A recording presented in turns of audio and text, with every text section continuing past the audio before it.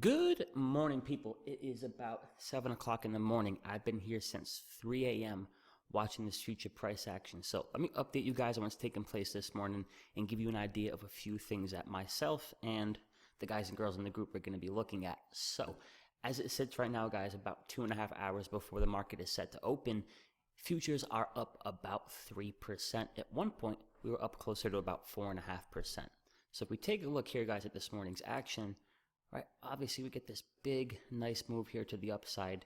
We once, two, three times in a row get rejected at that key big old number at 2,500. And now we're kind of hanging here, guys, at this 2460 previous level of resistance, which is now, for the time being, trying to hold up as support here this morning. So here's how I'm looking at things. We've got this nice 3-4% pop here this morning, but a few things to keep in mind, guys, right? The first thing is that nothing has really changed as far as news catalysts regarding the virus, etc. So not really much of a reason for the market to be popping here this morning. And if we go take a look at Twitter here, and you guys know I like to follow First Squawk to get those quick news tweets. Nothing really big hitting the news lines this morning. So we're getting this 3-4% pop out of nowhere, running up towards 2,500 and starting to fade off a bit right here. Here's my thoughts, guys. Now we're going to talk about two different directions, okay? As far as moves to the upside, this is kind of meaningless to me, right? I'm looking at this pop this morning, 3-4%, whatever it is. I'm looking at it as nothing but noise. The reason being, guys, is that pretty much for the last week or so, we've just seen the market here stuck in this giant range, right? So it feels like a lot is going on. It feels like we're making these huge moves. And granted, we are making big moves, but we're still going nowhere. We're making big moves, guys, inside of this same freaking consolidation with key support down at 2340, which just so happens to be the lows of December 2019 before we rallied, and then our resistance up here, guys, at 2550, 2560-ish. So that's how I'm looking here this morning at this pop. It looks good, right? You get all these green, you get this big-ass number, but to me, guys, it's nothing but noise. It's a 3-4% pop inside of the same freaking range, or in other words, the market is still going nowhere. So here's how I'm looking at this. If we can begin to break 2,500, that's cool. But really, if the market isn't getting back above 2,560, and that would be a tall task here today, guys, especially ahead of the weekend. But basically, I'm ignoring this pop. I'm not looking to play calls. I'm not going to chase this as long as we're underneath 2,560. Because until then, guys, nothing has changed. We're still freaking stuck. So those are my thoughts this morning as it relates to the market moving to the upside. Cool. We're popping, but if we ain't breaking through 2550, 2560, I'm just looking at it, guys, as it's useless, right? It's just a bunch of noise. Now to the downside, you can see we're holding up here right now, guys, at this 2460-ish level. If that begins to break as support, we could easily see the market give away all these gains here this morning and potentially kind of start to go red on the day.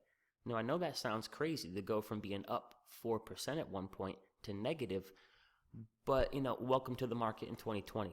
This is the environment that we are in. And if we look at the price action, guys, we dump pretty hard underneath 2460 here. Once, twice, 3, 4 different times. So as it's given out right now, if we really begin to roll over, that could kind of set the tone for a big-ass fade here this morning into the open where we break down, guys. And remember, key level of support to the downside is that 2340. And I'll show you the daily chart right now and give you a look at that key level. That's our key level from back in December 2018.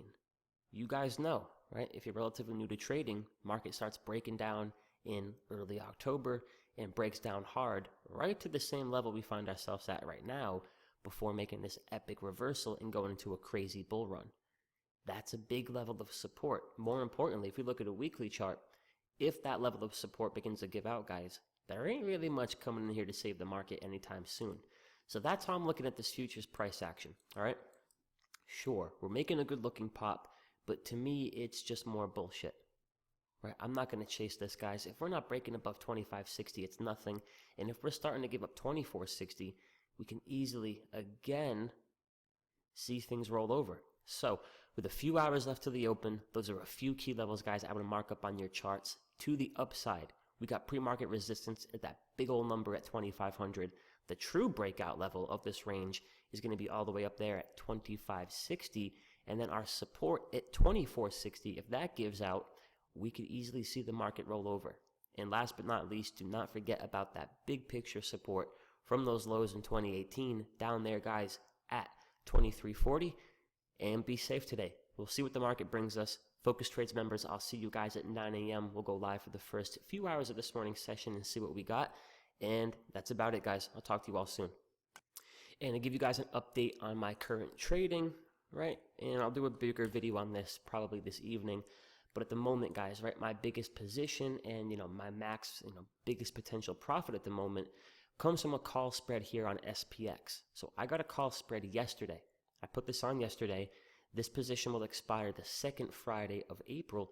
I sold calls, guys, all the freaking way up here at 3,000. Right? So we closed yesterday at about 2,400 bucks. I'm shorting these calls up here at 3,000. That's about 20% cushion. And here's why I love this trade. All right, I'm going to make a few $1,000 as long as we close anywhere underneath 3,000 come the second week of April.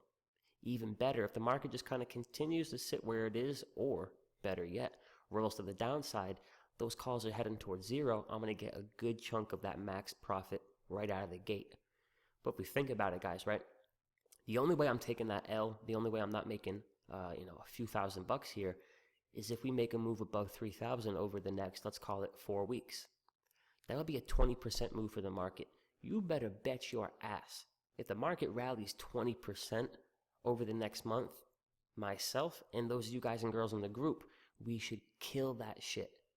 If the market is really going to give us a 20% ripper, we should be killing that shit. So I should be able to make tenfold, guys, what I might lose on that call spread should the market make that move. I think it's a bit unlikely. I'm thinking I'm just going to collect that few $1,000 of premium and we'll go from there. But time will tell. But guys, I'll post a video later tonight kind of recapping all the trades from this week, and I wish you the best of luck.